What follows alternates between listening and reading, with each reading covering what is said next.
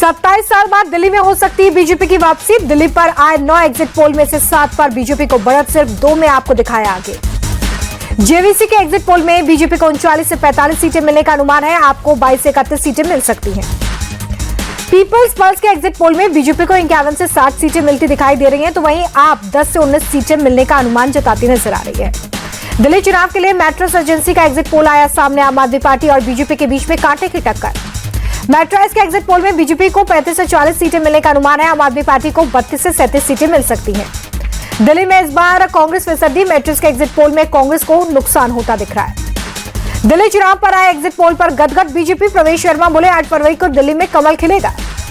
BJP सांसद मनोज तिवारी बोले कि दिल्ली में प्रचंड बहुमत से बन रही है बीजेपी सरकार, जनता के भरोसे पर जताया आभार। बीजेपी उम्मीदवार अमीश बिधूड़ी ने बीजेपी सरकार बनने का दावा किया, कहा बीजेपी 50 सीटों का आंकड़ा करेगी पार।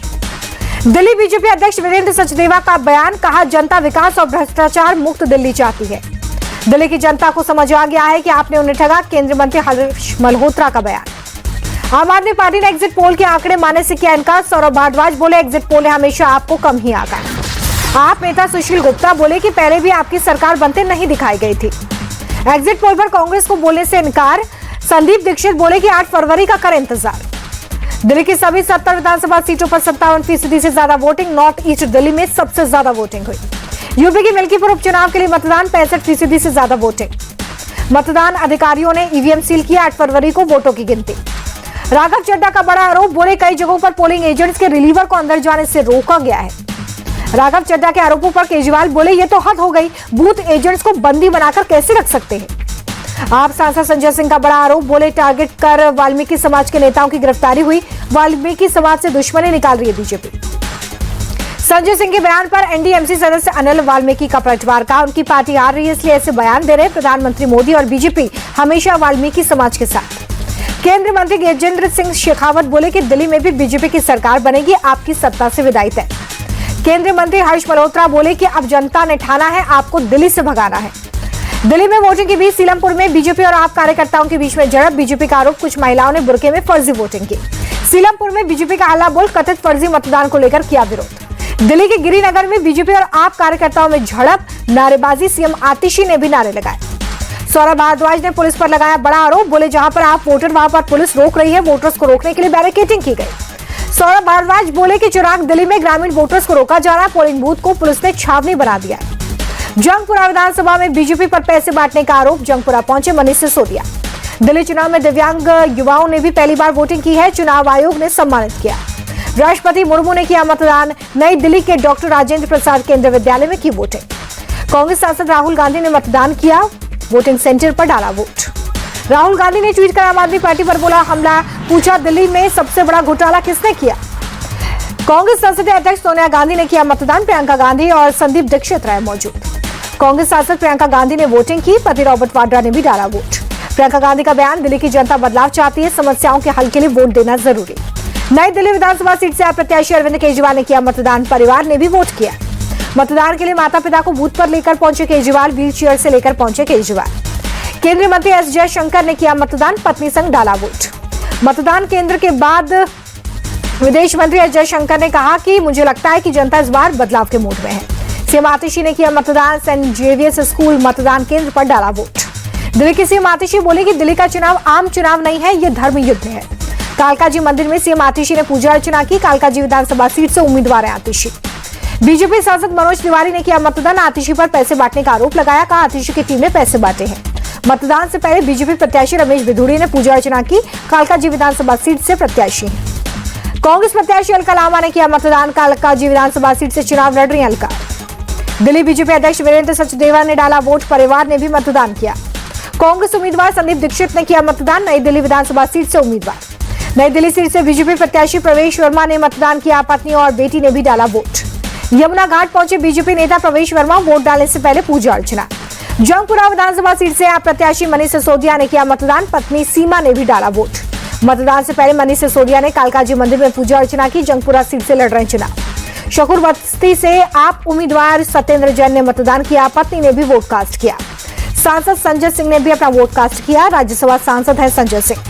दिल्ली के कस्तूरबा विधानसभा सीट से कांग्रेस उम्मीदवार अभिषेक दत्त ने मतदान किया। परिवार ने भी डाला वोट। बीजेपी प्रत्याशी अरविंदर सिंह लवली ने मतदान किया है। गांधीनगर विधानसभा सीट से चुनाव लड़ रहे हैं। दिल्ली की बलीमारान विधानसभा से आप प्रत्याशी इमरान हुसैन ने किया मतदान। बोले जनता केजरीवाल को पूर्ण बहुमत के साथ चौथी बार मुख्यमंत्री बनाने जा रही है। दिल्ली सरकार के मंत्री गोपाल राय ने किया मतदान। बाबरपुर विधानसभा सीट से प्रत्याशी हैं। केंद्रीय मंत्री हर्ष मल्होत्रा ने डाला वोट डालने के बाद सेल्फी पॉइंट पर सेल्फी भी ली। इंडिया टीवी के editor in chief Rajat Sharma ने भी डाला वोट। ग्रेटर कैलाश के पोलिंग बूथ पर वोट कास्ट किया। मतदान के बाद बोले इंडिया टीवी के editor in chief Rajat Sharma, लोकतंत्र की मजबूती के लिए हर एक का वोट करना जरूरी। यूपी की मिल्कीपुर विधानसभा सीट से सपा प्रत्याशी अजीत प्रसाद बोले मतदाताओं को डराया धमकाया जा रहा है। सपा पे जो आरोप लगे उस पर बीजेपी का पलटवार। राकेश त्रिपाठी बोले कि मिल्कीपुर में हार की हताशा में सपा ने झूठ फैलाया।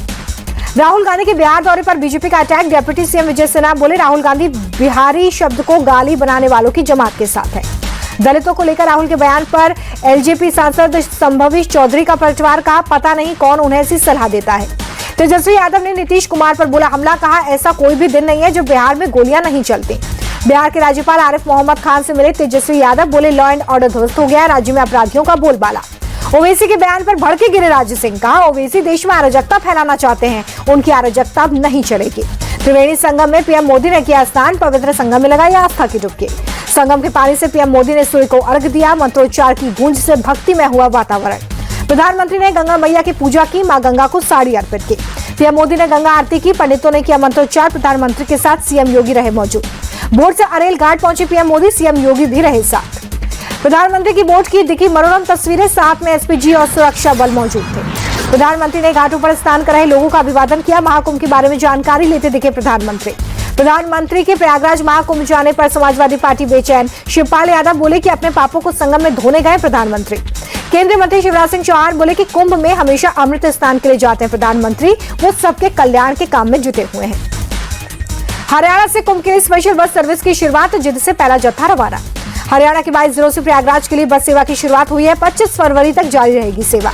परमार्थ निकेतन में श्रद्धालुओं ने महाकुंभ के बीच में किया हवन। देशवासियों की खुशहाली की कामना की। परमार्थ निकेतन के चीफ स्वामी चिदानंद सरस्वती की श्रद्धालुओं से अपील।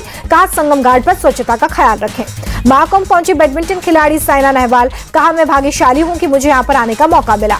महाकाल के दरबार में पहुंचे शिवराज सिंह चौहान। पत्नी और दोनों बेटों के साथ की पूजा अर्चना। जम्मू कश्मीर की सुरक्षा हालातों पर अमित शाह ने किया हाई लेवल मीटिंग। सुरक्षा एजेंसियों को जीरो घुसपैठ के लक्ष्य के साथ आतंक के खिलाफ लड़ाई तेज करने के निर्देश। बैठक में अमित शाह बोले कि जम्मू कश्मीर में आतंक का इकोसिस्टम कमजोर हुआ, मोदी सरकार के निरंतर प्रयासों के चलते ही संभव हुआ। भारत वापस लौटे अमेरिका से डिपोर्ट किए गए भारतीय नागरिक 104 लोगों को लेकर अमृतसर में लैंड हुआ C-17 पे। महाराष्ट्र कांग्रेस के नेता विजय का फडणवीस सरकार को लेकर बड़ा दावा। बोले सरकार में सब कुछ ठीक नहीं। राजधानी रायपुर में छत्तीसगढ़ के मुख्यमंत्री विष्णुदेव साय का रोड शो। समर्थकों और कार्यकर्ताओं का हुजूम उमड़ा। भोपाल में मेधावी छात्रों को स्कूटी वितरण कार्यक्रम में शामिल हुए सीएम मोहन यादव। छात्रों को स्कूटी की चाबी सौंपी। गिरावट के साथ बंद हुआ शेयर बाजार। सेंसेक्स 312, निफ्टी 42 अंक लुढ़का। बीएसई स्मॉल कैप 709 अंकों की तेजी के साथ 50,510 के स्तर पर बंद हुआ है। कल तेजी के साथ बंद हुआ था शेयर बाजार। अमेरिकी डॉलर के मुकाबले 39 पैसे टूटा रुपया 87 रुपए 40 पैसे पर बंद हुआ। ग्लोबल पॉलिटिकल टेंशन की वजह से ऑल टाइम लो पर पहुंचा रुपया। रुपए में गिरावट से इंपोर्टेड चीजें महंगी होंगी। लगातार तीसरे दिन ऑल टाइम हाई पर पहुंचा सोना। 90,000 तक पहुंच सकते हैं दाम। 10 ग्राम सोना पहली बार 84,000 के पार पहुंचा है। पिछले 36 दिनों में 8,000 से ज्यादा की बढ़ोतरी हुई है। चांदी की कीमत में भी तेजी देखी गई है। 1,628 रुपए बढ़कर 95,421 रुपए प्रति किलो हुए चांदी के दाम।